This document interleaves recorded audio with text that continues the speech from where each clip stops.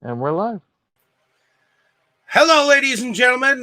Welcome back to another exciting episode of Delusions of Grandeur. I am one of your hosts, but tonight we are going all the way to Transylvania for this one. So, Dane, my fine winged friend, why don't you tell us a little bit about what this movie was and who directed it? Well, thank you, Dave. Tonight's movie is a personal favorite of mine, um, and it's one that I have to often debate with myself as far as favorite Francis Ford Coppola movie, because this is a Francis Ford Coppola film. It is Bram Stoker's Dracula. For me, it often wavers between this and Apocalypse Now. I think I've watched this more times than Apocalypse Now, but the trophy tends to go to Apocalypse Now, whenever I weigh the two, just because of historical significance. But this film is, as I said, Bram Stoker's Dracula came out in 1992. Um, I would say probably the most overall faithful version of the story, at least in feature film form, that I think has ever been made. Starring Gary Oldman as Dracula, and you got Anthony Hopkins in there as Dr. Abraham Van Helsing. You got Keanu Reeves as Jonathan Harker. You got the unbelievably beautiful Winona Ryder as Mina Harker. You got Carrie Elways in there as Arthur Homewood. All kinds of great notables from the time. And this film was actually pretty successful at the box office. Had several video games actually, back when that was important. Was nominated for 4 Oscars, winning 3 for Best Costume Design, Best Sound Effects Editing, and Best Makeup, all of which it deserved. It just didn't win for Best Art Direction, and for whatever reason, it was not nominated for Best Visual Effects, despite the fact that just about every effect in this movie was done in camera, which is hard to believe. Yeah, it's strange it It's didn't get that nomination. That's unbelievable. But yeah, so this film is very near and dear to my heart because it's one of the best vampire films I've seen. It's my favorite Dracula film. Um, and a fantastic adaptation of a fantastic book, Bram Stoker's Dracula from 1897. And it did help to add some dark romanticism to the vampire story in a way that I don't think has been surpassed to this day. The score is unbelievably beautiful. How it didn't get a Best Original Score nomination, I'll never know, because I listen to that soundtrack all the time. And it produced the Annie Lennox tie-in song "Love Song for a Vampire," which is an amazing song too. Um, but yeah, so let's try and keep this relatively quick because there's a lot of movie to get through. I'll say for my first impression, I saw this movie back when I would have been maybe early college, and I absolutely fell in love with it. There was nothing about it, virtually nothing about it that I didn't like in some way. I mean, yeah, I know a lot of people will inevitably have things to talk about, like with some of the more familiar things that people talk about, like the Dracula's hair and Keanu Reeves and that kind of stuff. Most of that stuff doesn't bother me, or if it, I sort of laugh at some bits, but it made a huge impression on me in literally every department: the dialogue, the direction, the acting, the music, the costumes, the visual effects, everything. It's gothic horror at its finest. A plus in my opinion for that genre, and it really translates what gothic horror did well in literature to the screen. Um, so let us start with Brandon. When did you first see this film? Well, and a happy birthday week for you, Dane, Thank you. as far as your birthday episode today. Thank you. Um, this one is not my first watch. I watched this way back when. I want to say in theaters in '92. I didn't understand it very well back then. It was but I was about 12 or 13 at the time. Um, I just felt it was long. I wanted to go see it because I wanted to see Keanu Reeves because I loved Bill and Ted, and I wanted to see more of that, which, yeah, you know. I was obsessed over Bill and Ted's Excellent Adventure back in those days. Well, you kind of got it, though, didn't you? Yeah, in a way I did, with his portrayal. But I watched this multiple times over the years. It's not my favorite rendition of the Dracula story. Um, that's usually a tie between Nosferatu and the 31 movie, just because I love Bela Lugosi's portrayal, even though it's not as accurate. It's just so much fun. But still, this is an interesting movie. I I had love those forgotten too. how I did forget how long it was. And I had forgotten how outlandish the costume design was. But there are a lot of amazing pieces to this. You can tell it's a Francis Ford Coppola film, and in a good way. The Oscar-winning costumes, I would like to add. Yeah, I mean that in a good way. In a Well, good way. Like I say, the costume design reminded me a lot of A Knight's Tale. That's the movie that always comes to mind when I think of the costume design for this. One kind of funny that you bring up how long it is. It actually is only an hour, 2 hours and 8 minutes. But oh, it feels much a big, longer to me. it's a big story, though, I have to say, and it's yeah, the book is quite long, so yeah. it could have been a lot longer. And it goes all over the place in terms of locales and time periods and perspectives and all that stuff. So that's possibly why it feels that way. But that's it. Yeah. Well, Jake, now that we're on to you. All right. Brandon, just imagine how long the Peter Jackson cut would have been. Or the Zack Snyder cut. That would have been something. All right. So this is definitely not my first rodeo with this one either.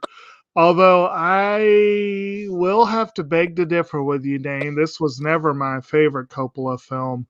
I'm probably not I'm probably not going out on a limb to say that I prefer The Godfather over, this one, but it is a really good film. It is an odd film. And I've always thought it was an odd film. Like, I think my first exposure might have been mid-90s. I I knew about it when it came out. This was a big thing when it came out. I remember that. But I don't know when I got to watch any of it. And I don't think I watched it right away in its entirety. I think I watched parts of it before I ever watched the whole thing.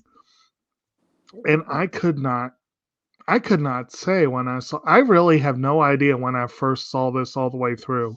I really don't know. I've probably seen it 3 or 4 times over the years. This is the first time in a long while that I've seen it. I did read the book, Bram Stoker's Dracula, kind of early on. I think I was in like 9th grade when I read the book. So it's been a while since I read that either. But it did give me some grounding for the story. And of course, who doesn't know the general Dracula story? I mean, Brandon cited 2 other films I have seen, Nosferatu and Dracula 31. I mean, I've seen, it's a well-known, we've already covered one excellent vampire film on this channel, Let the Right One In. The basics of vampire lore we've seen covered here or there through the years. And I'm quite fond of vampire stories, even though Twilight led to a great deal of overexposure for a while, and not to mention just some unfortunate additions to the lore. Sparkly vampires. Exactly. Yeah, when they were playing softball in that field, though, and the lightning was striking when they'd crack the ball. That was the best part. Yeah. Now imagine if they had tried to do purely practical effects in that movie. What would that have been? A different film? It might have been good. It may be. Who knows? Dracula has many powers, and he Right. produces sparkly things, aka diamonds. But he himself is so awesome that he doesn't have to sparkle to be Did make cool. diamonds. He probably Right. sparkled worse than the Twilight vampires doing that shit, if we're honest. He literally made diamonds. Yeah, that's Right. what I'm saying. He doesn't need to sparkle. He can make sparkly things. So Exactly. But I will say this one, even though I'm going to just go ahead and put it out there, Dane already alluded to it, but I firmly believe that while I have come to appreciate Keanu as an actor, and as I say, he is probably the best person alive at playing Keanu Reeves. And that is not necessarily a bad thing. And Winona Ryder is very talented, as we saw in Girl Interrupted. Both of them were hopelessly miscast in this film. Hopelessly miscast. And I do think that the reading that Liam Neeson came a hair's breadth away from playing Van Helsing. I love Anthony Hopkins in the role, but I would have loved to see what Neeson would have done with the role. So the casting was all over the place in this one, but it's still, and it has a lot in common. To me, I think of it in a lot of the same ways as Brian De Palma's Scarface, in that I think they were going for an over the top operatic atmosphere. yeah, And if you look at it that way, then it's fine. But if you're trying to look at it in a different light, it is incredibly over the top. yeah. Well, Uh, but that is gothic horror though, because right, and it is romanticism, which is this is admittedly kind of right, in terms of literature, Dracula's kind of at the tail end of what we would call the romantic right. period of literature, and that Hmm. was that you could do a lot of things that might come across as over the top or stylized, shall we say? That's a little bit Right. better of a word.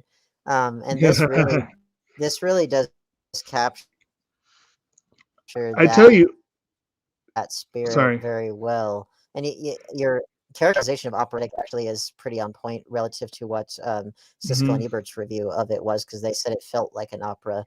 And if Yeah, anything, Right. this would make for a really good opera, I think. I amazing. bet it would. It would probably be very interesting to see that take done on it.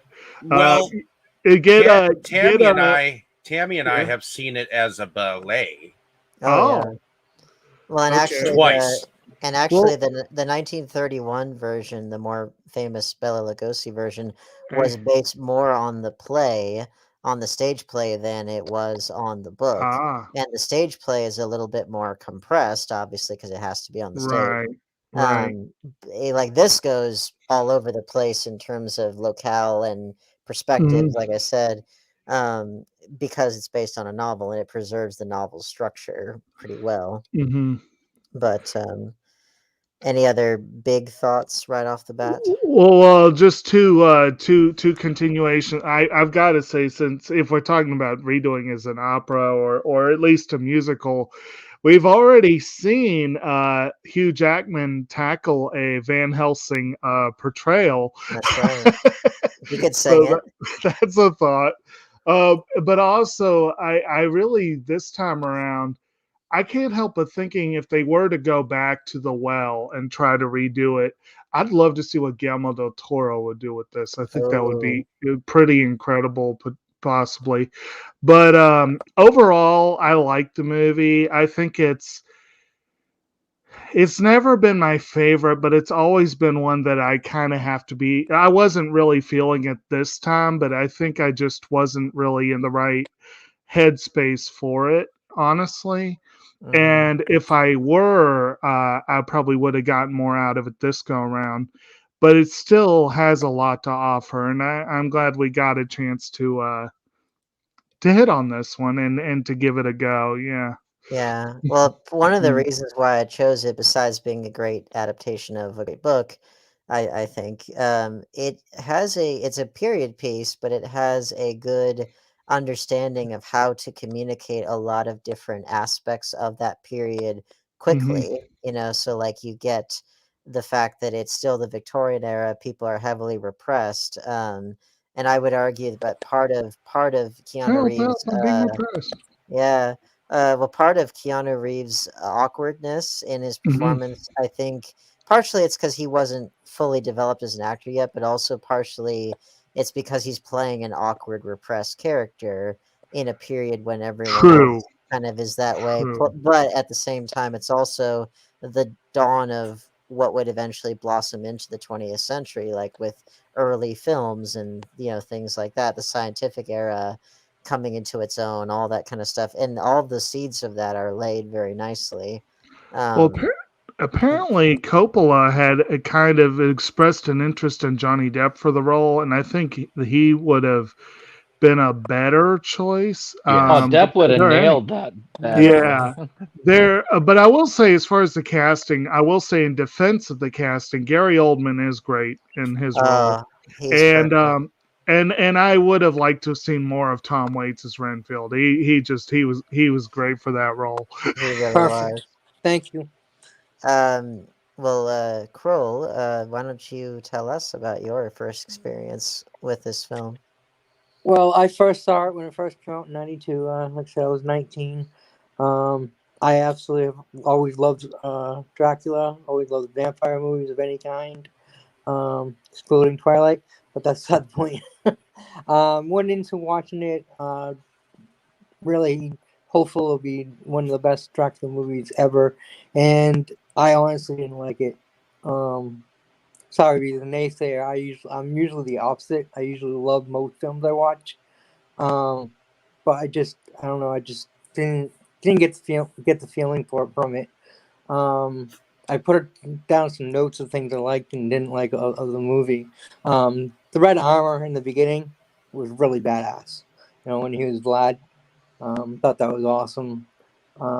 Then when they showed the big war, it was like a stupid puppet show, Well, and it's just shadowy puppet show. I mean, I just didn't like that. I mean, I get they only can do so much things with hammers and stuff, but I just didn't like that too much.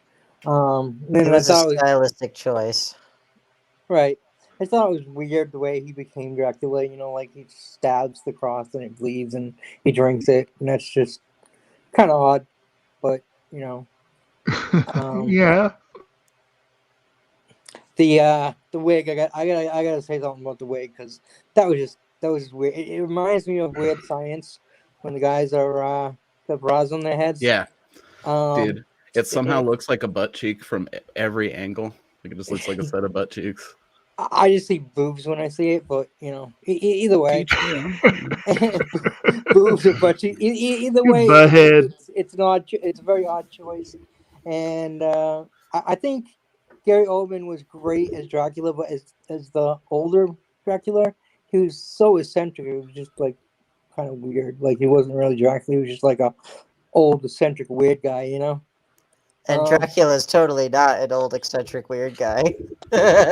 Well, right, but I'm just saying, I think his adaptation of the younger version of Dracula, when he turned young, that was more of what Dracula I'm used to a little more. Yeah, well, Dracula more smooth. Yeah. Dracula starts off as an old man in the book, and he gets younger the more blood he consumes. So that is accurate to the. Oh yeah, to the book. I know it's accurate. I'm just saying the portrayal was, like I said, odd to me. Well, the other funny note there, the hair on his palms, that's also from the book. That's what happens when you spend so much time alone up in your castle. You know exactly. What I mean? I've heard tell of such things, but never experienced. Well, supposedly your hair and fingernails grow continuously even after you're dead. So. Yeah. but no, the wanker's hair that is in the book, so you can't fault Coppola. I can't blame him. He had those like wenches locked away. Clearly, something went wrong at some point over the centuries, and he was just like, I'm solo flighting the rest of this bitch. And one of his brides was Monica Bellucci, and so he ain't yes, very nice. He ain't doing too bad for himself. And then we need to keep it moving. Tammy, we haven't heard from you yet. Hi. Hello. Well, I assume this was not your first experience with this film, Oh no, I saw it when it came out. and you're familiar with the book too, if I Yes, I recall. even have the annotated version. Nice. I'm a big Dracula vampire fan. I own many different versions, and what I don't own, I've at least probably watched. How So does this stack up for you? this is my favorite one. Yes, Um, especially if you're a fan of the book, I'm sure it would stack up even higher for you. oh yes, I mean I've read the book many a times, and then like I said, I do have the annotated version. Um, I do have to agree with everybody that I really think that wig kind of sucked.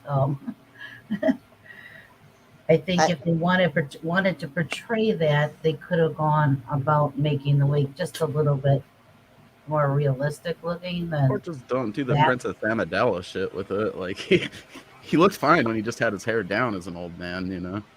Still creepy. Yeah. Um, I think I think that I know that you really liked the voice of him when he, especially when he was speaking to him through the letter on the train. yes, and I like the accent. So I think he definitely Gary did a very good job with that accent every time he spoke. hmm He And really had the voice down. yes, and I definitely like Anthony Hopkins. Me too. So I thought he did a very good Van Helsing. I like how he put humor in it too. Oh yes. One, So it was a natural progression for him from Hannibal Lecter to that. And one of the goals that Francis Ford Coppola and company, one of the things that they had in mind was the idea that Van Helsing was as strange and mysterious of a figure as Dracula was, but he just was a mortal man, instead of a supernatural presence. And he obviously has no powers, but Dracula has quite a lot of them. So they're good opposites for each other. and I think Anthony pulled that off very good with being the strange and you know Definitely. making making you wonder. I Eccentric. mean that part in the when they came out of the house that one time and he was talking to them all and they're all trying to figure out what's wrong with Lucy and he's like, it's not always what you see, what you know. And he's like, he's trying to explain it to him, and he's talking to him, and all of a sudden he's like all the way across the graveyard, Yeah. and they're like, where'd he go? Yeah. Well, and plus the fact that he doesn't have a lot in the way of He's social. Batman. Yeah, kinda. He doesn't have much in the way of filters where he just will casually say, "Oh yeah, we chopped off her head," and and while Stabbed her in the Oh people, yeah, heart. yeah. What was the you want to do an autopsy? No, no, no, no. I just want to chop off her head and cut out her heart. yeah. Yes. Well, The- So and matter of fact, Anthony Hopkins can really pull that stuff off, because you oh, could he's believe great. that character would say Right. that. So yeah, I was really I liked it a lot. I do agree that maybe Keanu wasn't really ready for this yet, Yeah, but it's I still think it was a really good movie. I was a yeah. big fan of Keanu Reeves too, but he wasn't. Yeah, definitely was not his best movie. Yeah, and I do chalk it up to him just not having as much experience as an actor yet, and plus, I do think he's trying to play someone who's not only repressed but is also just kind of awkward and perhaps a little uncomfortable in his own skin. So I give him the benefit of the doubt just a slight bit, but I do think if he'd have had a little bit more experience under his belt, that he could have pulled it off just a little bit more. Um, Dave, this I assume was not a first watch for you. no, but my first attempt at it what was I was oh god this was 1998, 1996. I had to have been about 12, 13, 14. And I picked this up at Goodwill on VHS and took it home and was going to watch it with my mom. It got to the sexy point, and my mom walked in and was like, "What the hell is this film?" She took the tape and threw it out. So I didn't get to see this until it was like years later with my fiance here, because this is actually her first, her favorite. So I watched it in its entirety probably about 10 or 13 years ago, and we've watched it a couple of times since because she picked up the 4K version. Yeah, that's what I have. Which is a nice copy of it, and many. and she's watched it enough times that she notices some of the idiosyncrasies of it. So, like, there's a moment where Lucy's coffin is glass, and then suddenly it's stone. Mm-hmm. Right. And what was the other one, Tammy? Well, they had a glass coffin for the wake purposes, but then the stone was for the actual burial. Right, but when they made her go back into the crypt, you didn't see the glass coffin anymore. Mm-hmm. She just went back into the crypt, and when they originally opened the crypt, the glass coffin was there. Where was the glass coffin when they shunned her back into the crypt? Mm-hmm. You didn't see it. Also, when Mina got that last letter from Jonathan, she was running all excited to go tell Lucy, and runs up the stairs and runs into Van Helsing. Where did the letter go? He starts dancing with her, and there's no letter in her hand. Oh, yeah. Continuity errors there. The letter was a vampire too, and it went translucent. But I have a problem with the wig as well. I just didn't think it went with him. I love the makeup. Besides that, but the wig, just no, lose it. It just didn't go with the even with the older character of Dracula. That goes with like the wig party, like in the Americans, you know. So to me, I don't really see the Parliament wig on a Bucharestian in those times. So, well, again, keep in mind that Dracula's centuries old, and I think the 1800s they didn't really do much in the way of the powdered wigs. That was more of a 1700s thing, and in that case, it's not a wig. It's just that's his hair. It's just stylized in a particular way. Now, I think the idea is that he, like I said, he is centuries old, so he's not tied to any one time.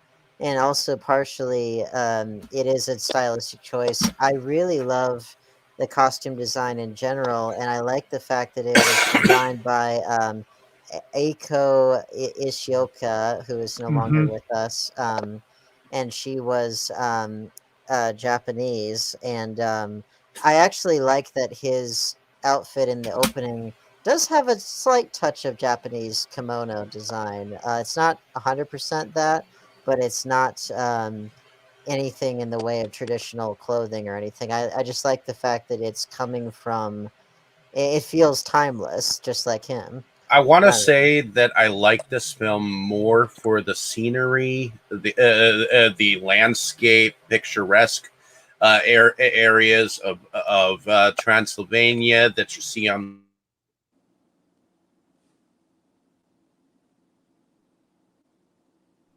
Hello. Oh, we lost him. Okay, so Tom Waits is my favorite singer. If I had to say anything, and he is a drunk in real life, and he plays it to his real life bumness, because he was a bum for many years. I'd enjoy him ecstatically in the role of Renfield. This to me was Renfield's movie.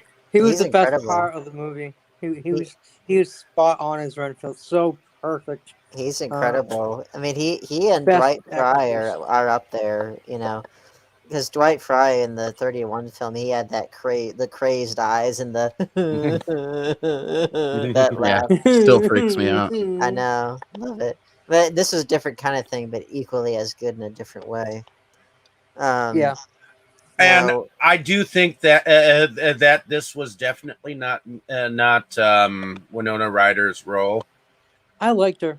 I liked her too. I thought she was great in this, and I agreed she was a little. She and Jonathan both. She and Keanu Reeves both were probably the least experienced of the cast, and it has a pretty killer cast. I just thought she was always way too skinny for this role, and I'm sorry, she has more of a boyish figure than she does a womanly figure. So. I don't know what you mean, because I think she seems she seems pretty womanly to me, but yeah, she's pretty hot. Yeah, I think this is the prettiest she's ever looked in a movie, and they give her unbelievably beautiful outfits to wear and everything. I agree about the outfits. But then that's down to personal taste of what you like and yeah stuff. So we got two more people to get to for first impressions. Roger, was this your first time watching the film? If you're still with us, if not, then Mo. No, this wasn't the first time that I watched this. I watched it not when it was new. Definitely, it was on home video years later. I was probably like 10, and I really couldn't get past the hair at first. That being said, you know, I've always appreciated that there's a ton of like proper horror shit in the movie too. If you're like a splatter fiend, you know, it's got you covered there. Tons of really cool visual effects and scenery and everything. So I always appreciated those elements of the movie, I suppose. And then over time, as I appreciated Gary Oldman more and more, especially in those opening scenes, the movie's grown on me. And I don't know if I could really choose like a favorite adaptation. I like it about the same as I like the 30s one or whatever. They're all pretty good. I'm not much of a vampire dude, so it's hard for me to play favorites in that respect. I mean, this visually blows that one out of the water, I think. But in terms of like a different atmosphere, maybe I prefer the Bela Lugosi one. It's possible. That one's a little bit more compact because it was based on the play, which is more compact. So, there's that. See, I like the sweeping epic adventure elements of this where it's going all over the place and stuff. And I think that even though it is a long movie, it fills it up nicely. I like most things about it, and while the wig does still bug me, the rest of his costume is great. I agree on like the kimono-like nature of it at the beginning, and especially that shot where he's walking away with Harker and it like flows like blood behind him. I thought that was amazing. Right. I love that. There's so many things that are just like metal as fuck about the beginning part too, with the armor and him stabbing the cross and it bleeding and he's just drinking the blood and sounded like the vocalist of a death metal band there for a minute. It's just good stuff, and then there's creatures all in this shit. I think we see like two different like Dracula or vampire forms, plus like he turns into an awesome werewolf, Yeah, that was messed up though. Like, well, one of the best things about this film, which you touched on just a bit ago, so it really kind of covers off all the bases, because you've got, I think, a very good love story, which I know that a lot of like the women in the audience would really, really get into. But I got into it as well. I thought it was really well done. But it also, when it needs to be horrific, it doesn't skimp on that either. Like, they don't sugarcoat things. Like, this can be a pretty bloody movie, and a pretty, again, horrific one in the classical sense, and the fact that Dracula has so many different forms in this, which is accurate to the book. Like, you've got old man, young man, you got, man bat, you got a man wolf, you got a man bat wolf, you got green fog, you've got rats, you've got, so many different outfits and iterations. Chock full of like crazy shit, so it's hard to completely dislike it as a horror fan. I think if you manage to get past, the opening bits of it, as during your first watch, you know, because there's just so much cool shit in there. Everything it does pretty well. You know, you got the romance thing, you got like that vibe, like it's like a stage play almost with some of the visuals, but like turned up to 11, you know. And you definitely have really well. Have the eroticism that goes totally. hand in hand with the gothic nature, you know. Oh yeah, it's definitely got that. That's great. I mean, I love the female scene, the vampire scene. Oh yeah. Oh yeah. Well, that does tie into the fact that vampires historically have always been tied to human sexuality. Yeah, Right, there's right. magnetism thing too, and it's the whole deal with them. But yeah, I think it does everything it does pretty well. Odd costuming choices aside, I think the cast is great. You know, I don't even really mind Keanu that much. I mean, but I've still never been blown away by Keanu Reeves in anything. So, yeah, he does what he does, man. You know, it was Keanu. I didn't really have any issue with Winona Ryder necessarily.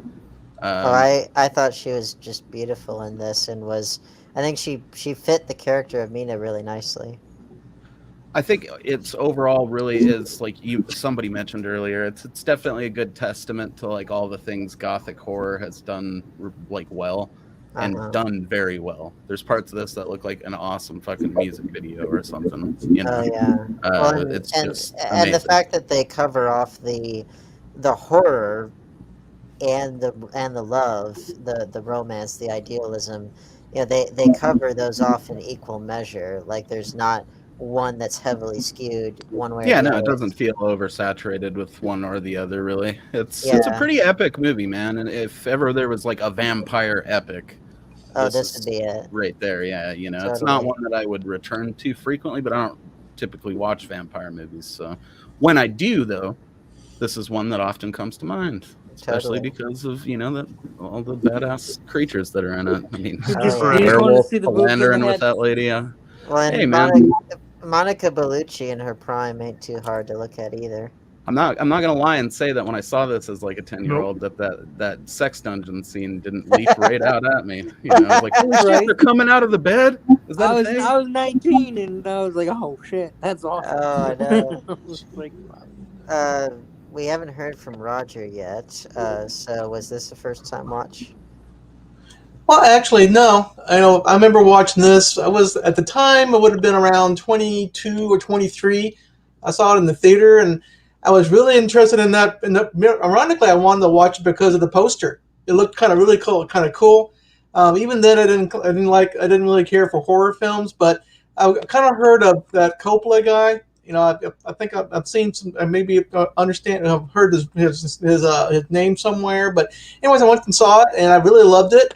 To this day, I've kind of seen other kind of vampire films like that.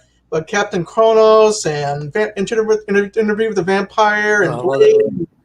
And this is my favorite overall. Dracula, Bram Stoker's Dracula is the only horror film I watch regularly. I like to watch it once a year during the Halloween. I really love the cinematography. I'm not nowhere where the knowledge of anybody here, but for what I've seen, I really liked all the characters. Keanu Reeves was really good job. Of course, Anthony Hopkins has always been a really good actor, and Gary Oldman, my God, a guy looks completely different. I didn't even understand. Right, really cool, and I like the way how they made him old and made him young. I like the cinematography. I like the story aspect of it, and the special effects. And there's very little. I would say that it's a very little way of weakness in the film. I just can't keep on saying, but I really love this film. I'm really happy that everybody wanted to have this film to review over. So there's very little about here but maybe I didn't care for. I mean, the film, actually, to me, the film should have been longer. I like it. It could have been. Because there's a part where I know I'm not leaping anywhere, but it kind of abruptly ends. I kind of wish there was a little bit more to see what happened with the characters and what happened and stuff like that. But man, I really love this film. With Apocalypse Now being a really good film, And this film, probably the one-two film I have from Coppola in my collection. This is my favorite one. So this is if there's a vampire film or a horror film I would like watching is this one. I have to admit that's quite a ringing endorsement from a non-horror guy. So right. I really dislike horror. I don't like the blood and guts and gore and the face rippings, and all kind of other stuff. But man, this is just tastefully done. The people, even when Vaughn was raising people on the stakes and cutting people's heads off, and the blood everywhere, it was tastefully done. I mean, it's all for artwork. If you watch Hellsing, the Hellsing, the dude was awesome, dude. I don't know what Ariel thought, but Anthony Hopkins as Hellsing was a perfect choice. The guy was wizened and looked gnarly and old sage. You only listened to because everything was going wacky, and even the Texan dude. I was going to say we haven't really talked about the Three Musketeers, but we're going to.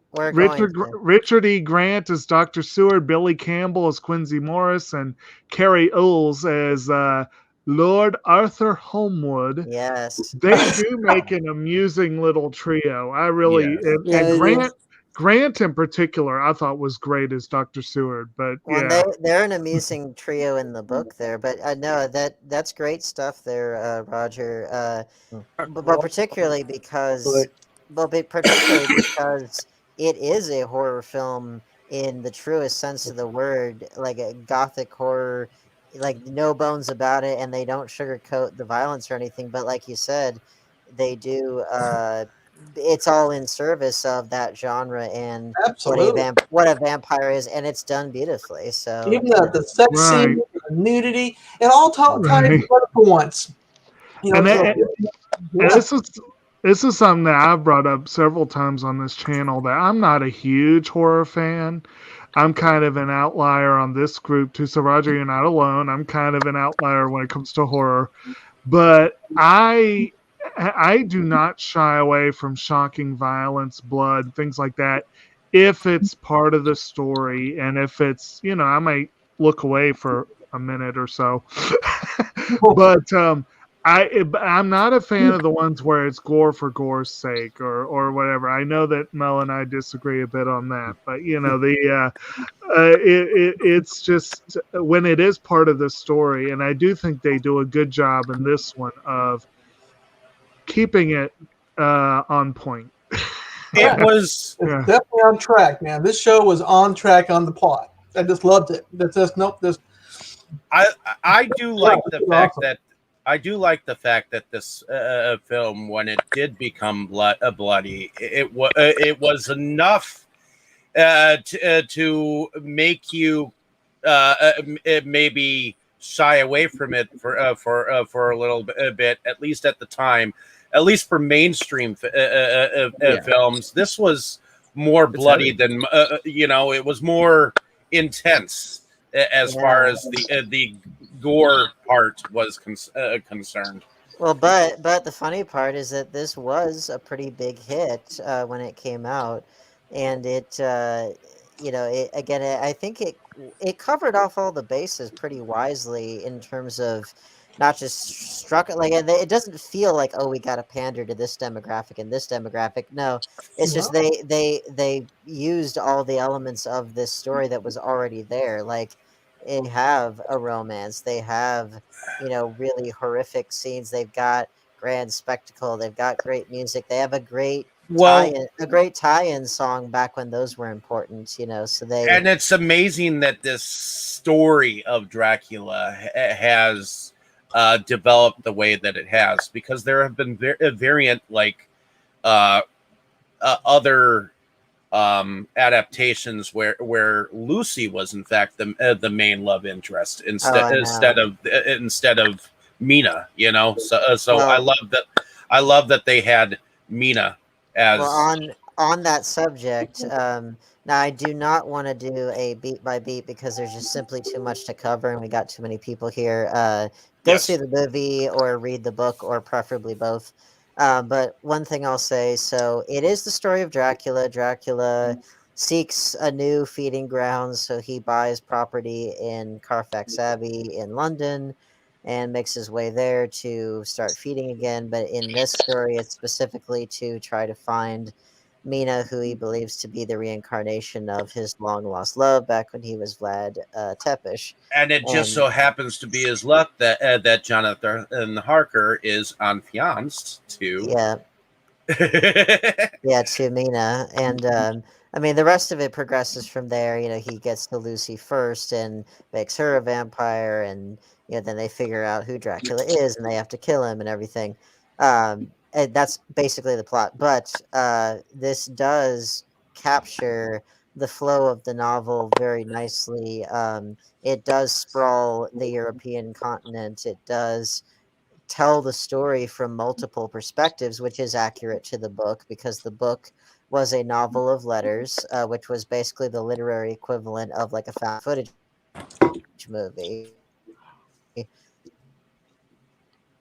By compiling certain sources from and hear multiple perspectives about the same story, which I think is great, and I like that this story, this film preserves that storytelling element, which I thought was just wonderful. I love that. And the fact that they don't combine characters or leave them out in the way that other adaptations have done, and they don't needlessly change character names around like other I think even the 31 film, no, the 31 film they call her Mina, but like there are other ones where they switch the names between Lucy and Mina. There are other ones where they don't have John Quincy Morris, or they don't have Arthur Homewood, or they combine them together or whatever. And yeah, it might make it simpler, but you do miss out on the fact that this free speaking Lucy, that she has these three suitors who are kind of like the Three Stooges in a weird way. They're so different from each other, which is great. You got your snooty aristocrat, you've got your struggling doctor, you got your mate potatoes Texan, with the big Bowie knife. You got him who's just he's kind of in there. He's definitely the fish out of water, but he was in the book too. See, that would have been a better role for Keanu, although I did like how Billy Campbell played the role.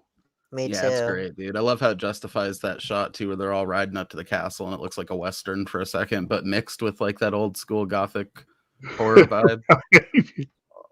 Like that's one of my favorite just shots in the movie. Is that of course, slow-mo of them. Missed opportunity. Bruce Campbell in that role would have been something. That would have been something.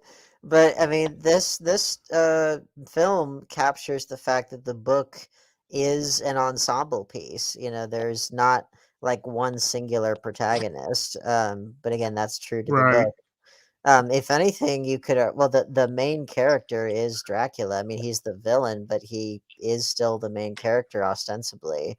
And the fact that they do make him sympathetic here, like you could argue he's more mysterious in the book because we're seeing him through the eyes of everyone around him.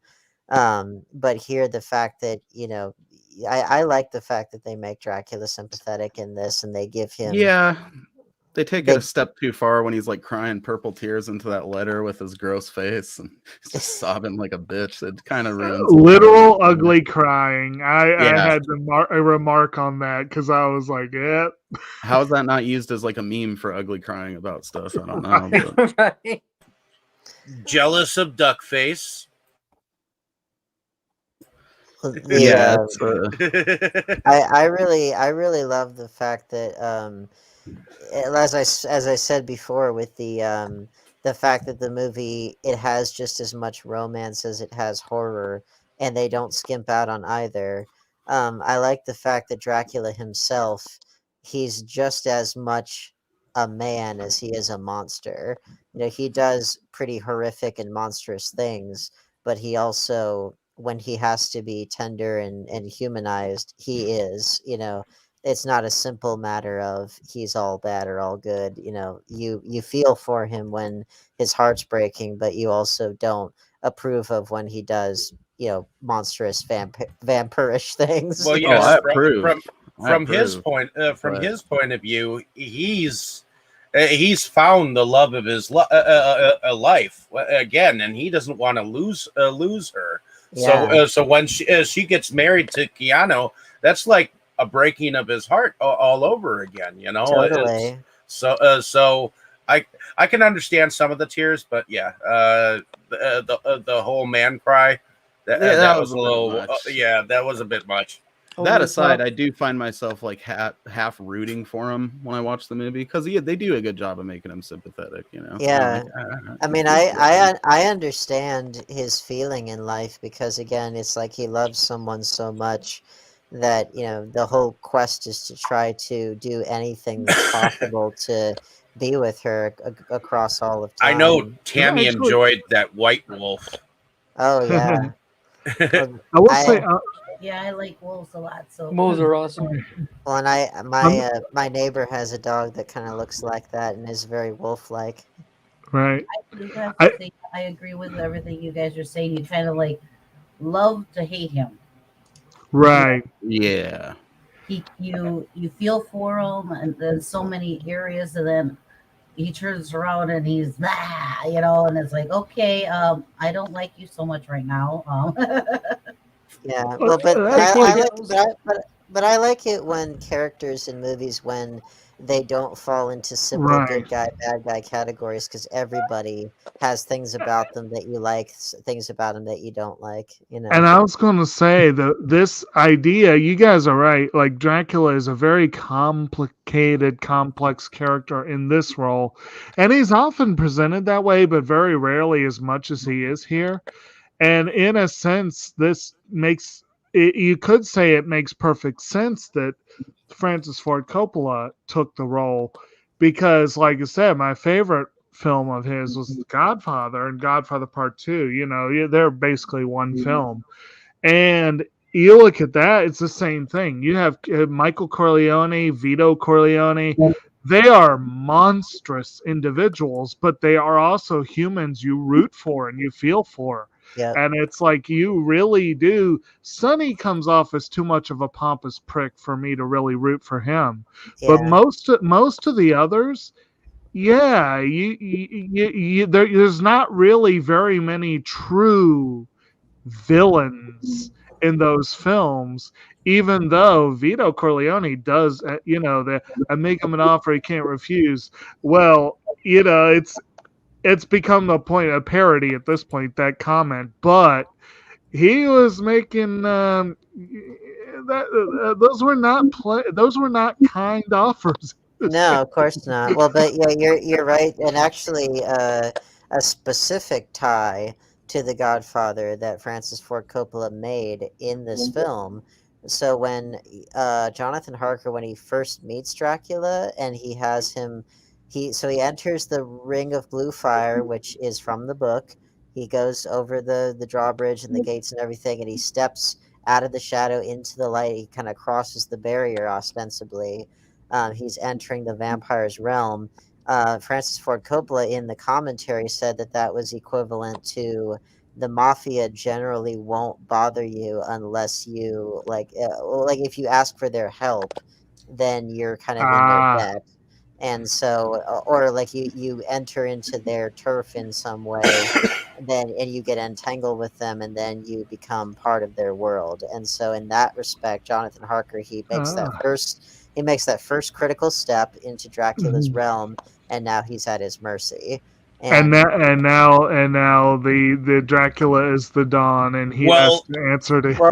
In the same respect, if you listen to the vampire lore, one of the things is that you have to be able to invite a vampire over your threshold. Yeah. Wouldn't you, in those same respects, think that Jonathan Harker would be able to step over that threshold and watch Dracula walk back over that threshold and be like, okay, you're uninvited, bitch?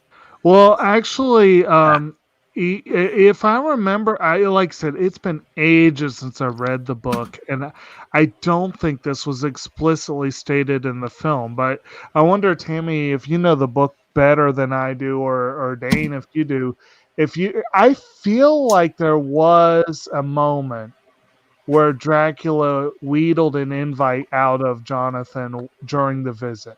I feel like there was a moment like that. Well, I you're could be you're wrong. thinking of both of you are thinking of if a vampire's going to someone else's abode versus you Right, going to the vampire's abode. right. But I mean, for him to cross over the seas in the first place to go to England, I feel like there was a part where he had Jonathan invite him, but I could be making that up. Um, Um, I don't I recall. I don't recall specifically from the book there, but I know that okay. they had to. Tammy.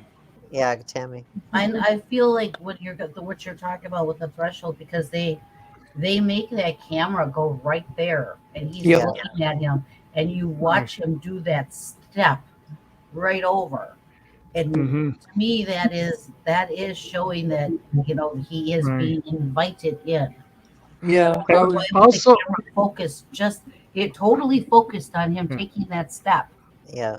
I I wonder have if that in my notes. I wonder if the idea that is very explicit in both the book and the film, that he has to rest in the soil of his homeland, if that is also a variation on that Yes, he same does. lore. Yeah.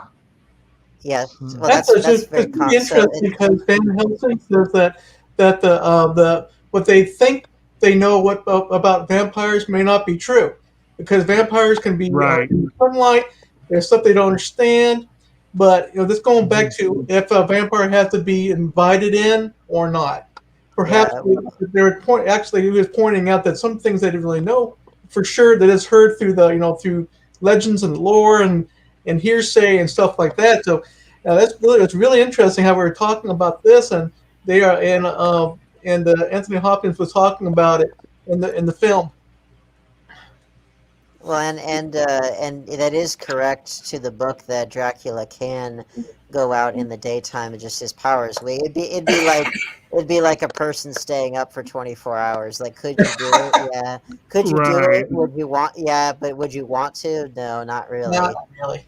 Um, It could be it's sort of like the inverse almost of And like of certain you have all those DC characters like Superman, Supergirl, and Starfire and whatever, who draw a lot of their power from the sun. So it's kind of like a reverse of that. He draws his power from the night. yeah, So yeah. exactly. One and that's how I felt about them walking into the crypt at night. I was like, "Are you guys nuts?" well, but they also they gotta get moving though. I mean, they got a vampire on the loose, so no time like the present, I guess. But Well, what better the time to destroy the soil when he's not in it?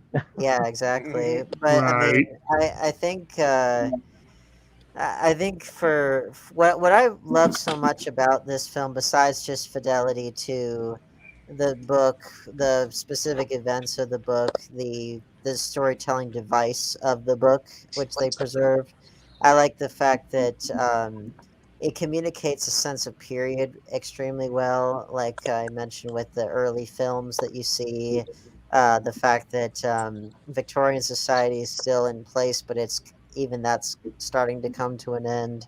There was Um, something, Tammy, that you had said that would be a good point to bring up, that he had said before, that he was a time trying to remember what you said, and you said it would be good to bring it up as a point.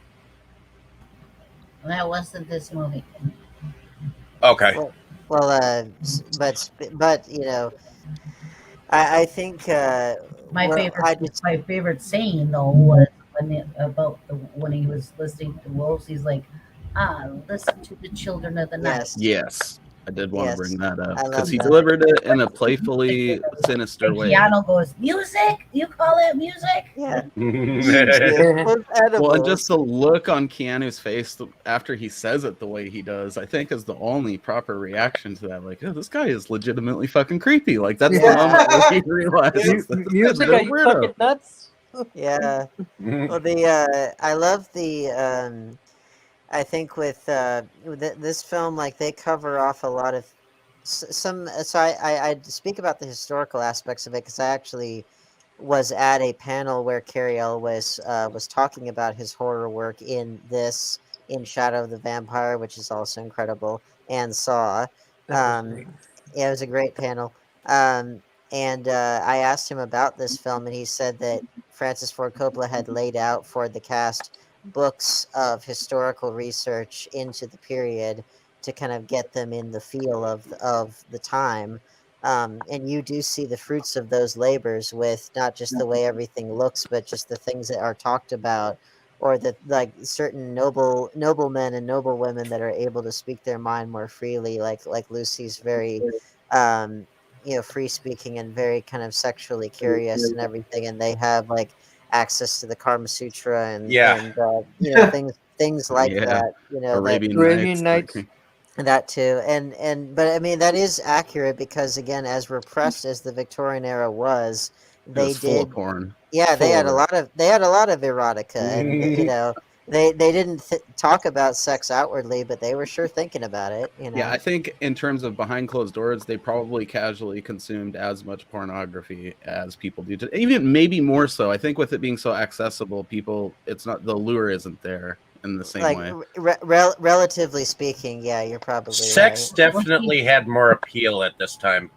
Period. It wasn't everywhere all the time, and No. yet it was, but behind the Yeah, scenes. they got a scroll or something in there. Let's keep Well, digging. she had that book, Yeah, the exactly. Arabian Nights book that the two girls were going ooh over. Yeah, That was Was Desan writing by this point in time?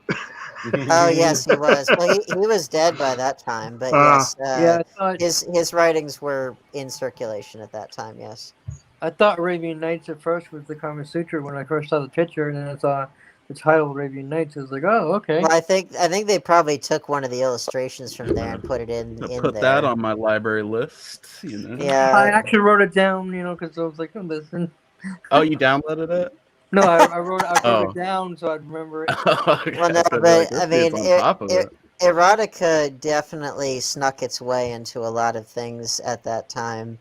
And that's kind of its own interesting history, is the history of erotica throughout the centuries, because it has Thankfully, some of it snuck its way into this movie too, and you know what? They do that really tastefully as well. I don't think we really touched on that, but it's as well balanced as everything else in the movie. Like the erotic elements, yes. I mean, because they're there, but it's not like overwhelming. There is. I was going to say there's. It's not like titties hanging in your face or anything like that, Well, I mean, and yet, I mean, there's plenty of nudity in this, but like you said, for the most part, it's just kind of there as part of what would normally be there, and it is definitely erotic. It's played for eroticism, but it doesn't ever feel smutty. It feels very gothic.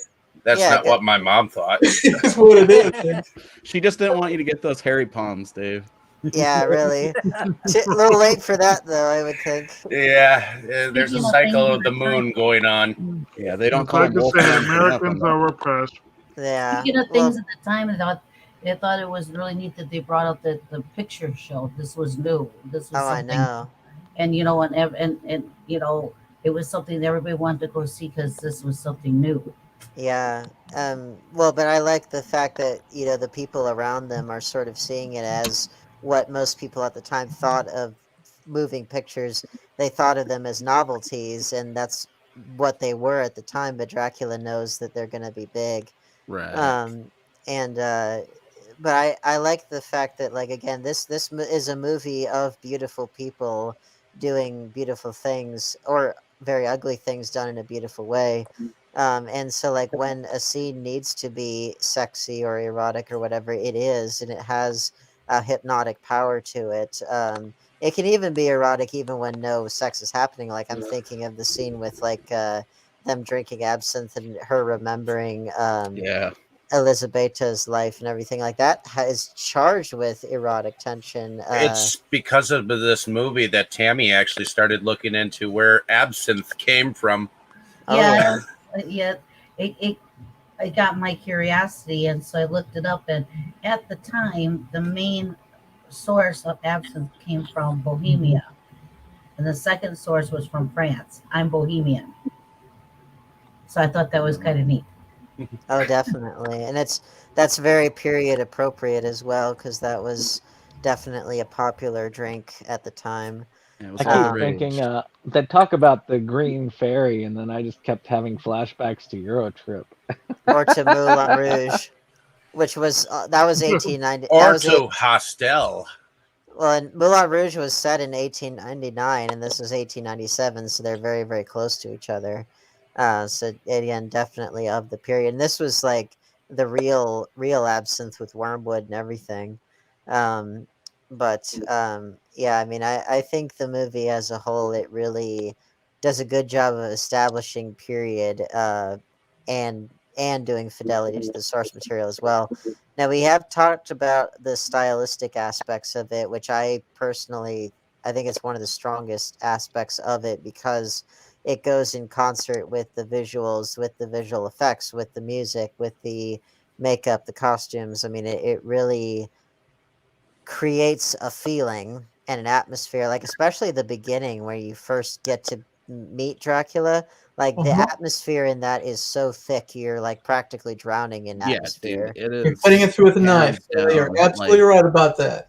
Yeah, well, and one of the especially most like metal things I've ever seen is that whole sequence, like with that slaughter scape out there with all the impaled people, and he's like riding yeah, back through it, and just everything I like, about that is well, I insane. and like it, when they made them look like marionettes, kind of like yeah, thing. but You know, Yeah, they they're were, yeah, brought they back of making a story, like a painting, a moving painting.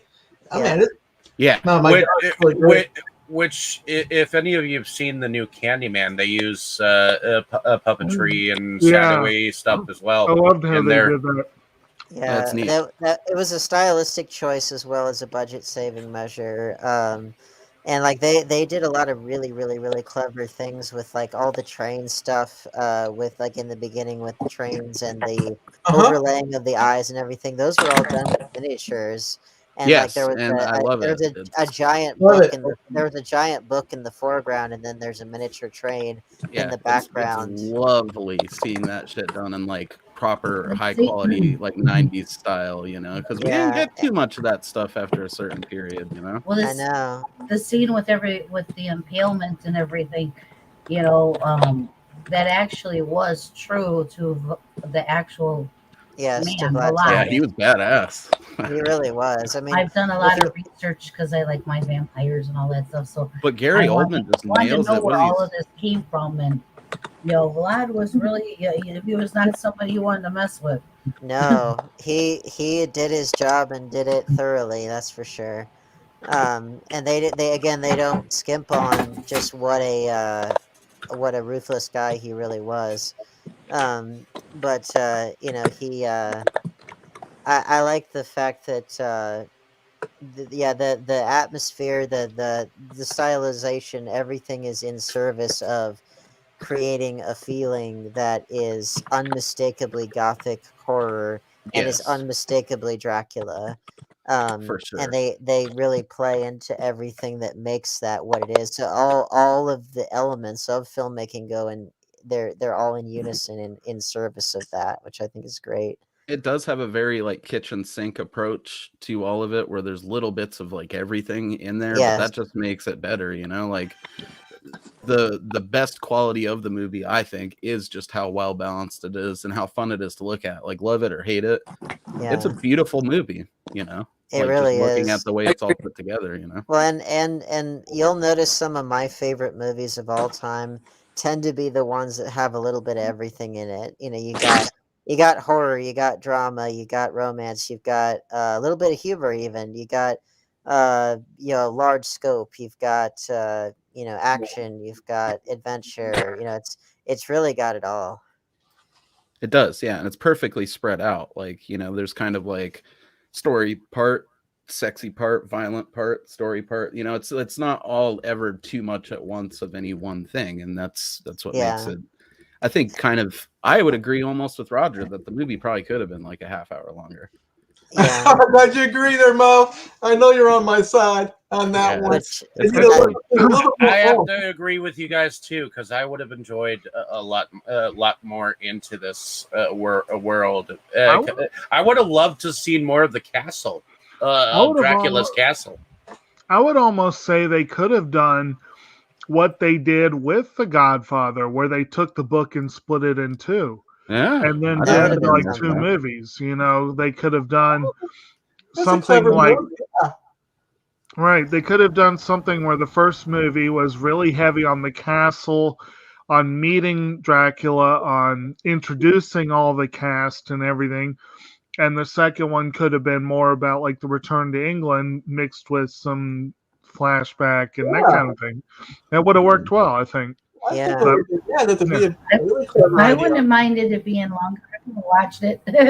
I mean, I love it in whatever form. I know that Francis Ford Coppola has like 3 cuts of Apocalypse Now at this point in time. So I mean, and he that's like what he's doing now is he's going back and doing new cuts of his old movies like this and or like a Apocalypse Now and Godfather Part 3 and that kind of stuff.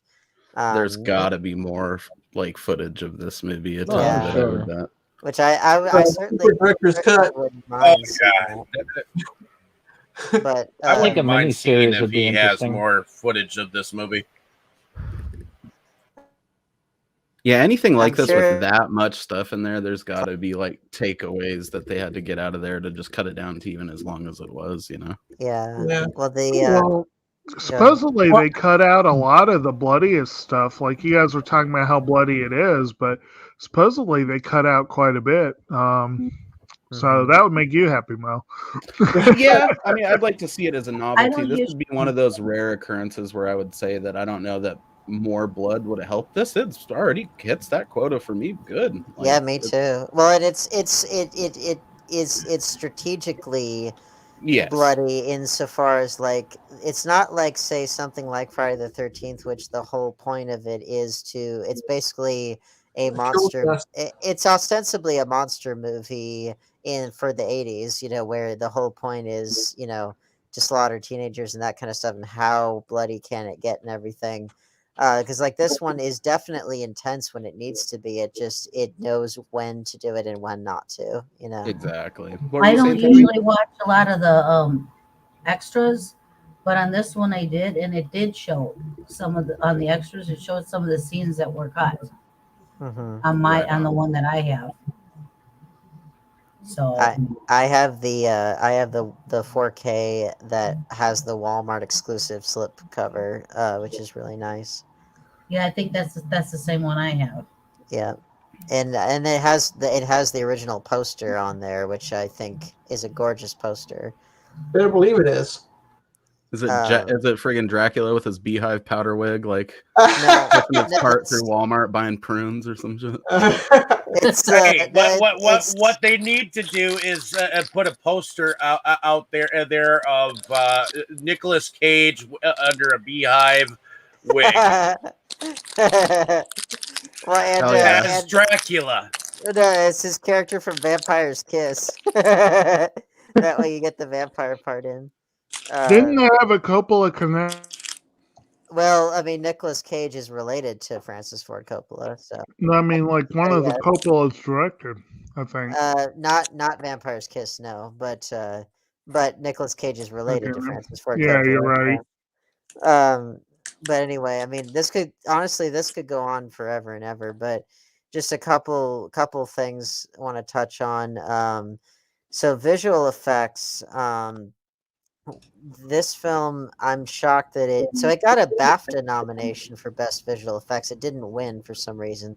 But this film to me has some of the best visual effects I've ever seen because they're almost entirely done in camera. Yeah. And that's why they age so well, because they're It's all like really the fucking there. Star Wars of horror or something. Like Pretty on that much, level. yeah. Well, and even the little things that you're like, oh, they could have done an overlay there. Like so they have like the eyes of Dracula watching Jonathan. That was a projection, and then the giant book in the foreground and the little train model in the background. That was done in camera. Dracula crawling down the side of the castle, which is from the book. That was done in camera. Just a lot of little things were done in camera, which I think is just incredible. It really is. And the makeup for just normal for normal humans, and then the various forms of Dracula, especially incredible. Like Exactly. the way he looks when he's in his man bat form and he sets the crucifix aside, like that. That's a like if they ever do man bat for Batman, if they ever do that character in live action, that's how we ought to look, because that's a man bat Yeah, right there's there. so Wouldn't much that of be this something? movie that would have been fucking ruined if they did it nowadays with like just CGI. Oh, I And know. Right, probably. Yeah, look what happened to Star Wars. Oh my God. Well, Ugh. there's so many good little touches too with like the where they use the splatter here. They'd and look there, like winged monkeys, like in some of the Oz. hell yeah, I'm kind of down for that actually. Well, Um, well, that's the thing that's kind of cool is when he's in his he has like a bat wolf form, which you could argue looks a little bit ape-like because it's kind of a mixture of a rodent and a canine, so it looks sort of ape-like. But it's just, man, the makeup in this and the creature effects are just incredible. They do such justice to not just Dracula, but to it does justice to Dracula, and it does justice to to gothic horror as a whole. and just practical effects, period, and visual effects. Like Especially this. to poor Jonathan Harker. It becomes Sure. like 30 years later or older in the film. He's It's Colonel young. Sanders' hair. I love it. They go poof. He's been outed. Well, I believe that what wasn't that in the book as well, Tammy? His hair turning white. I think it was. I think it was. I think it was too. I can't remember. Someone exactly. needs to deep fake like the goatee and the little tie and like the white suit and a bucket of chicken on him for like the later parts of the movie. That'd be amazing. That would be cool. But yeah, I mean, visual effects wise, I think this movie is. I'm just shocked that whenever people talk about great practical effects and great effects in movies in general, they don't talk about this. It should be brought up more often. I was thinking that should. myself. Like, what? How the hell is this not one of those things that? Hey, Crow, meet your mic, bro. Yeah, I wonder if it's just not that well known that it was. It's got to be though. We all watched it. I mean, love it or hate it. If you were a Right. horror fan growing up in the '90s, you probably Right. saw it, and it seems undeniable that you should be able to be like, the movie might be kind of lame, but that you can't deny the effects. So even if you hate it, if you try to say that element of it isn't pretty astounding, I think you're just being silly. Well, and with because again, what are the great like quote practical effects movies that everyone talks about? I mean, there's a lot of them. Basically, anything pre CGI, I guess, technically counts as that. But like, especially from like the great visual effects boom of like the 70s and especially the 80s. What are the ones that people talk about? They talk about Star Wars. They talk about The Exorcist. They talk about The Thing, and that kind of stuff. They never talk about this, but this is in the league of those movies, and in many ways, it surpasses what they were doing.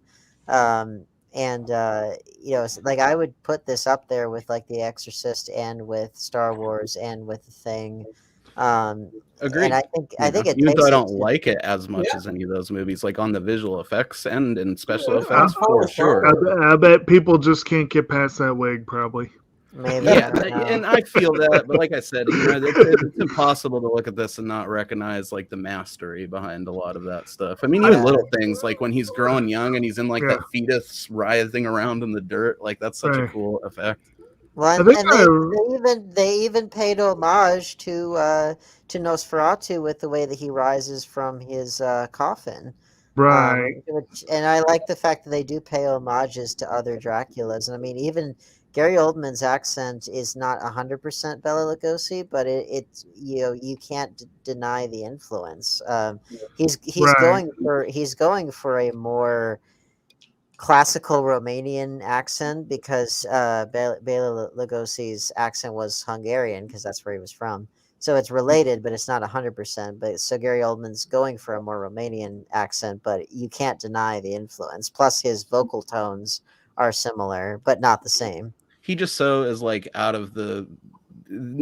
he's way out of the league of the rest of the people in this movie in terms of the exception of maybe Anthony Hopkins in terms of acting. I mean, he's really is the only one that nails his accent. I think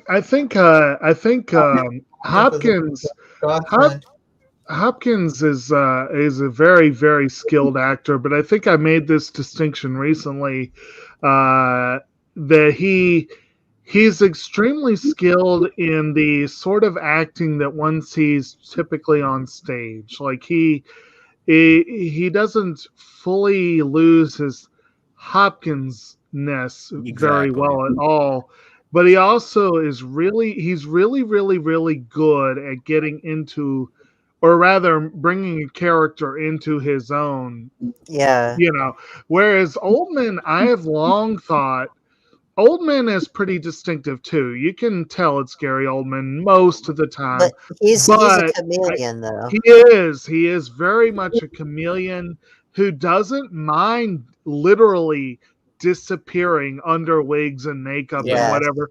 You put him in here next to his Oscar-winning role in The Darkest Hour versus his role in The Contender versus his role in Mank versus his role in the Harry Potter series. And You True know, Romance, especially, like he's it would, totally yeah, different. exactly. And I've never seen Sid and Nancy, but I know that's Well, and Dr. Smith in Lost in Space. I Right. mean, he doesn't play Right. things the same.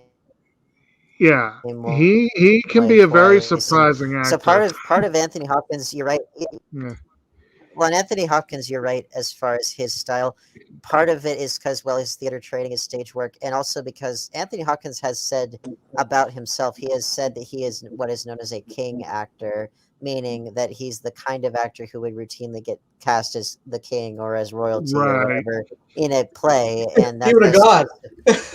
well, but he's it's like also- that's go ahead. but that's a specific type of person. It's a specific type of role. He wouldn't be like the hello love, I'm the cab driver. He wouldn't play that. Right, He and wouldn't that's what I play was that getting kind of at. role. Like they inexplicably give him, and I get it that, well, not inexplicably. It makes sense that he has that little bit of a whatever that accent he's trying to put on is. Well, he's but playing he just gives up on it in certain parts, and He's it's because playing it's a Dutchman. He's from the right, Netherlands. and I get that, but it's like it's Anthony fucking Hopkins, man. You don't need him to have an accent; just have him be Anthony Hopkins, and he's gonna Yeah. kill Right. it.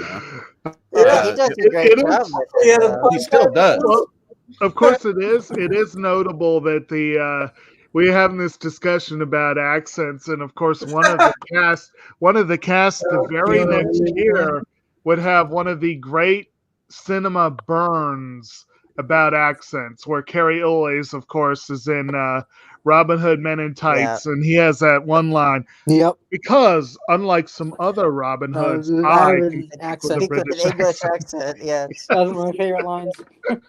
yes, It's and just and weird, man. I mean, and you Carrie can see Elwes that. he's Oh, quite go an ahead. accent. Carrie Elwes is quite an accent performer as well. Oh and yeah. and again, I've met him in person, and his real speaking voice is his real accent is like halfway between British and American. Huh. I love him. He's He's a treasure. For Oh sure. man, I just realized though he also was in Shadow of the Vampire. That would have been an awesome one to pair with this, to have Yeah, that double Shadow of the Vampire connection. was a great film. Ah, Yeah. that is a great film. we'll have to pair that with Nosferatu, I think. But yeah. But and that would be a better pairing. Well, my birthday's in February. Maybe I can. Why not? Why I'm not down. Good. We could pair those two. Well, happy birthday, Dane! But Thank you. you took the one. Yes, happy birthday. You took the one I would have picked first, but Well, I'm glad that you get to be on here. But yeah, I mean, we could talk about this all day. We talked about visual effects. I want to touch on an aspect of this that does not get talked about nearly as much as it should be, which is the music.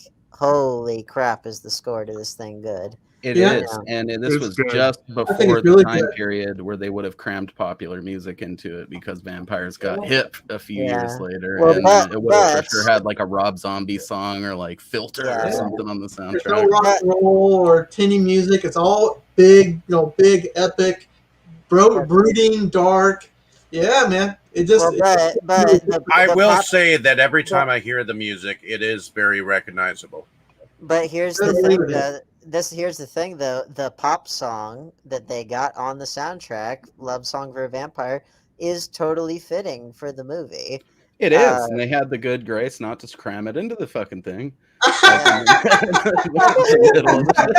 it's in the credits, you know. That's but, where it should be. Yeah. That's where it should be. Right. Yeah. But it's a great song. And it fits the movie. That's the thing. Actually, you know? yeah, It it's does, kind right? of Mo does bring up a good point though. It's like let's look at our other movie tonight. We've got, Lost Highway had a soundtrack that included Trent Reznor and Rammstein, and you had Marilyn Monroe in a cameo. I could imagine all of them Marilyn getting Monroe. crammed in if this not Marilyn. Yeah. Marilyn Manson. How old is Lost Highway? I was like, I don't know. That was Okay, good. you know what I I mean. guess you're trying to put a powdered wig on that one. Yeah, I mean, it's like, Well, I we could don't need definitely see them Duhast try- playing during any point in this Yeah. movie, Yeah. But yeah, if they did remake it today with the way with Trent Reznor's ubiquity in film nowadays, I mean, geez, he did 2 major scores last year. Right. I could definitely see them approaching him first to do the score for Yeah. this, and And would be- hopefully yeah, he would have the same Yeah. good sense to keep popular. I mean, because again, if they could just Right. came out in like 97, it would have for sure had that kind of music Yeah, in there. for sure. Well, but oh, but I do like that song that he does on Lost Highway. I do like that song. Oh yeah. That was- Well, that's a That's a good one. that movie also has a great soundtrack, but totally different, and Right. for different reasons. Exactly. It different works there. Yeah, different intention. Here it would have been like, cue the hot topic, kids. Yeah. Here we go. Yeah. But yeah, it's I definitely think all the music was perfect. At It's, each point, Absolutely. everything. It just what it helped bring it together. I mean, they brought in the real bassy stuff at the Yeah. right time, and they brought in, Yeah. it totally. And Sweet what boy. is it? Wokich Kilar? Am I saying yes, that right? I think that's correct. Now Yeah. he's a Polish composer who Right. this was the only thing of his that I'm trying to see what else he's done. He did the like that- pianist. Yeah, he did the pianist. That's a big one. Yeah, but like The before Ninth Gate. he's not the Roman Polanski stuff because he's Yeah. also Polish as well, so it makes Right. sense. But yeah, he's not a household name in the way that I wish that he was, particularly for this film. Because I think the score is so good, and it's a big score. It's a big kind of, again, we talk about operatic. It is a big operatic Yeah. score, but it also is soft and beautiful and moody, and It's nuanced. melodic, and it's it's nuanced. It's very subtle and almost subliminal in spots it needs to be, because like even on the soundscape, like when it's I am Dracula, and you hear those tortured voices in the background, just like little teeny things like that. So you got huge, brass section, and then you've got very sweet soft violins, and then you got just the little teeny things. The whole spectrum's covered, and it's Yeah, just it's such as well put together in the audio department on like every level as it is in the visual department for sure. totally. And I listen to this soundtrack a lot. And I'd that's say it's vinyl worthy, honestly. Like, totally. I really would love to track down the full. There's like a super rare CD that's like the 3-disc complete soundtrack version. I would love to track that down. I know it's pretty expensive, but I would love to get that because I just love that music so much. Now, we should probably do favorite scenes. Now, that's going to be tough because there's so many. Go ahead. Real quick, I just noticed something. We were talking about the talent behind the scenes, and I just looked up Eiko Ishioka, and I see that she also did the costumes for The Cell and for Yes. Mirror. And I'm like, yeah, those were both Cell was looking fantastic. good. I haven't seen the other one, but Those were Cell. fantastic costumes in both of those. Yeah, both Yeah. Tarsum Singh films. I absolutely love The Cell. yeah, it's a good one. I love it, and it kind of similar to this in some ways. Certainly It's got the that visual like like thing I that just- develops you a bit in the cell going on too. I mean, the poster. for that's I just good. remember going to see The Cell with my brother, and there was someone next to us in the theater who had like a 10-year-old kid. Oh And I'm no. sitting there going, "Oh my god!" Yeah, Hell bad, yeah. bad idea. Well, actually, it's Or good funny. idea. I Well, don't the know. Well, there was also like a 9 or 10-year-old kid at the Candyman showing I went to. So Oh, I don't no. know. there you Oh, go. God, man. Well, I'm that the dad all the time, dude. I'm taking my kid do a lot of shit like that. the suit that Jennifer Lopez wears in The Cell is very similar to Dracula's armor in this because they're both kind of Yeah. based on human musculature, which is pretty cool. I Right. could see that. Yeah. Yeah, favorite scenes in this is gonna be tough because I mean I'm Mhm. like, geez, what don't I like in this? Uh, whew, geez, choice. I mean, I think just in terms of sheer atmosphere, I think just everything leading up to like the first meeting with Dracula is just dripping with atmosphere. I think it's so strong. Yeah. But if I had to whittle it down to like a particular scene, oh geez, that's you may have to come back to me honestly because I mean I could go with like the scene with like Dracula and Mina remembering Elizabeth. I think in terms of the romance, that's a really strong scene. Um, think yeah, just probably the bits in Dracula's castle. I think they're so fantastic fellow with this film. You pick your favorite scene if you're there. Who are we talking to? Sorry, Who? you cut out for at least me for a second. Sorry, Roger. I was asking you. Oh, yeah, that's good.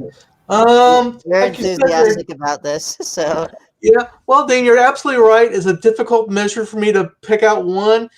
I think if I could get it down to the part I like the most, I think the beginning was when he was still Ved Tepes, and yeah, he was raising people on spikes. I saw it just. I know I'm going to be this could be the wrong way of saying it, but it looks to me like a really widescreen. I like the way that it was seemed to be so big and sweeping, and all kinds of action going on.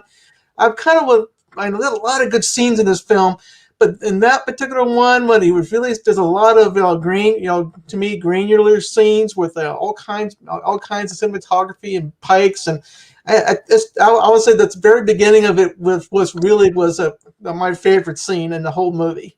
yeah. That's Well, a hard one to come to as well.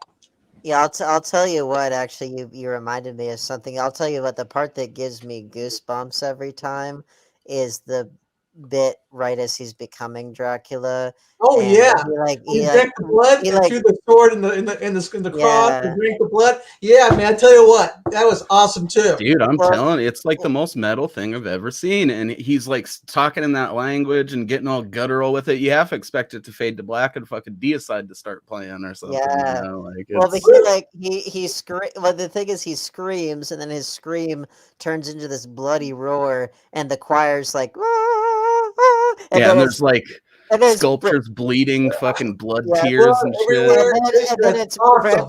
then it's Bram Stoker's Dracula with flames underneath, and I'm just like, Oh, holy shit! This is holy shit! Yes, I yeah. know. It gives me goosebumps every time I see it, and that's one of the best openings in any movie ever. For Absolutely sure. great, awesome. It gets you so pumped up for the rest of the movie, and it doesn't disappoint. But it's like that the way that the music works with the credits, and it's like, holy shit, this is gonna be something. It Special. it really pulls you in quickly.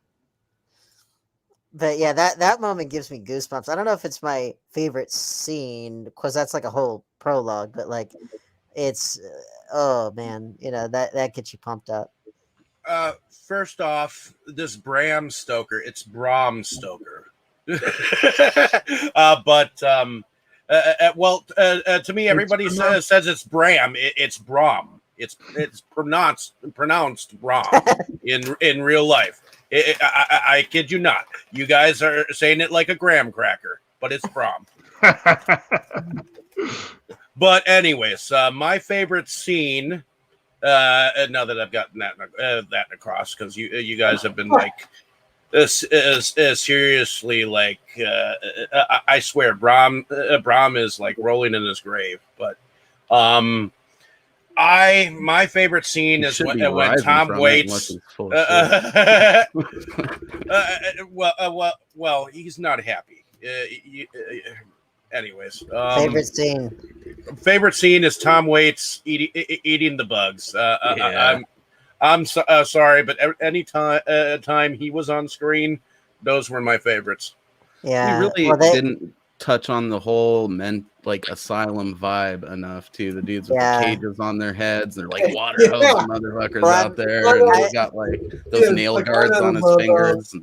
And I'm trying to keep the episode moving, but like I'm telling you, we could do like 5 hours on this movie. There's so much to Yeah, talk there's so about. much in this material in this movie. You can talk forever about it. Even I a little know. guy like me could talk about like this film a lot. So yeah, Well, but you are right. I would think Brandon would like that a lot because it's the mental health field and it's infancy, and those head coverings there are. I don't know if the classic. I don't know if I don't know if the exact design is correct, but like that idea, I think, is actually true to the period, as well as like some of the ways that they would just lock people up and restrain them and that kind of stuff. And the oh, I that'd be like sweet the if Brandon got to wear one these days. Those head cages are awesome. yeah all of the stuff with all the stuff with Renfield and his dialogue is lifted right from the book. You know, like I have to find another classification of lunatic for you, and no one would begrudge me a kitten. What about a cat? Yes, a big cat. You know, that something I can teach, something I can feed. You know, that's from the book. Right. And I like the fact that he's like a pseudo vampire, like he is the vampire slave, which is correct to the lore, but like the fact that it's all about lives and consuming life and all that stuff. Absolutely, saying that's that all life right is from the blood, book. the blood is the life, the blood is the life, over and Yeah. over again. Yep. I think Renfield's And- like the prototype for the ghoul that they would like. And I do create like- that Yeah, would- man, it was a and I creep do, boy too. and I do like how they refer to it as life eternal, not eternal life. Yes. Yeah, because it's a good inversion of that idea. It's related, but it's not quite the same thing. Right. And it's not all it's cracked up to be, obviously. Nope. So, In fact, he gets quite jealous of Mina. yeah. Mhm. Brandon, favorite scene? I would say actually that scene where he does become the vampire. There's something about that. He just basically like, screw you all.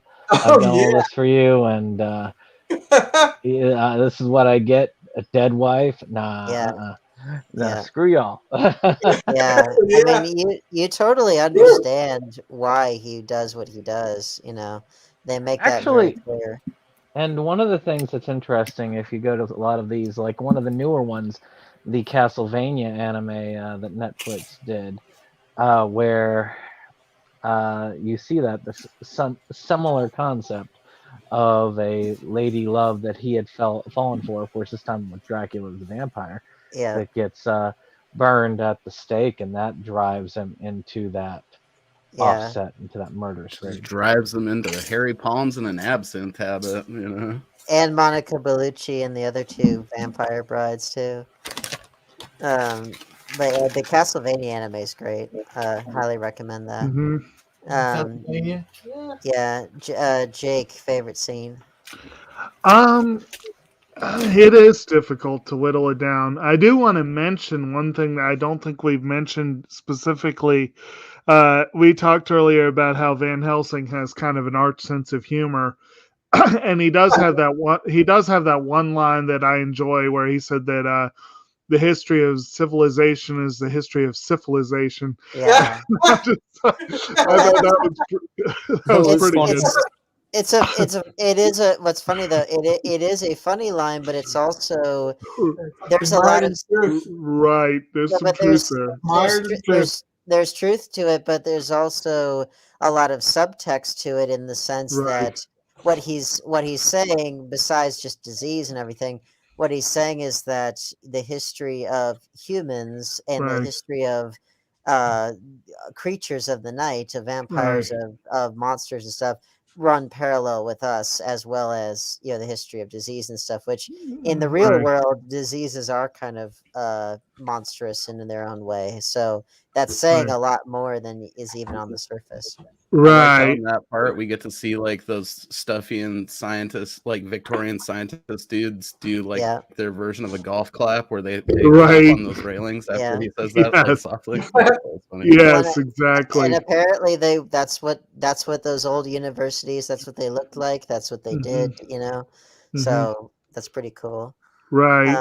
Um, I would say, like, as far as favorites, a couple of his quips were pretty good, but I do agree that some of those early scenes where we're first getting introduced to Dracula, crazy wigs aside, there was that nice visual sense, the nice sense of dread, even for all the flaws that we had from the wig and from Keanu's so acting, we still had some nice creepy moments there. Oh yeah, the Uh, shadows and and all that. That's great. exactly, and there were, but yeah, I can't really pick a favorite. There's just a yeah, lot of good little moments. so Yeah, much to get same problem. into. I love the Okay, fact well, that his okay, we'll just say as a default, let's just say I'm going to agree with Dave that most scenes with Renfield were at least a little bit above the rest, yeah especially ones where he was interacting with Seward. Because again, Richard E. Grant did a great job as Seward, so I think the ones where the two of them were interacting, those might be my pick. Yeah, those are great. I did love the fact that Dracula's shadow was separate from his body because Yeah. so in the book, Dracula is not just a vampire, but he spent centuries learning black magics of different sorts, so he has powers that other vampires don't have, that were acquired later. And I like the fact that he is someone who can essentially break the laws of space and time. In a And way, he's like the modern day illusionist. not quite, because he actually has powers. But the idea being that he's someone that I like the fact that they, at every level, they show that his influence is very far and wide. And that they actually, with the shadow there, they actually used a formal shadow actor to Oh, that's basically dope. to pantomime his motions, and that's why they don't look 100% accurate, because they're not supposed to be. It's a kind of an independent entity there, and they So had there was someone. two dudes on set wearing a Yes, butt wig. That's awesome. yes, there was, and that's why, they pulled off those bits where the shadows disembodied from him, which is so cool. It's one of the Um, raddest bits of the movie for sure. would you say, Mo, your favorite is the opening, or Nah, I mean, it's tempting. And, of course, I think a lot of you guys would figure I would touch on the violence as well, but we did a serviceable job of that. I mean, any movie with werewolf sex is going to get a thumbs up from me as well. I'll just get it. Uh, yeah, but I think if I had to choose, and it's honestly one of the only scenes of violence, I guess, that isn't very graphic, and it kind of doesn't make a lot of sense when you really break it down, but it's the part where the wolf attacks Lucy in the bed, and yeah, then it builds up all crazy, and then there's just this that shot of like big blood explosion. exploding from both sides of the screen with the curtains like flowing in the background. And it's that one of those moments where if you do like a bit of the old ultra violence, you're like, yes, this has Yeah, approached art, like Roger says. I'm not just watching a bunch of like gorehound wank shit here. That was a piece of art that I just saw, and it yeah. was wonderful.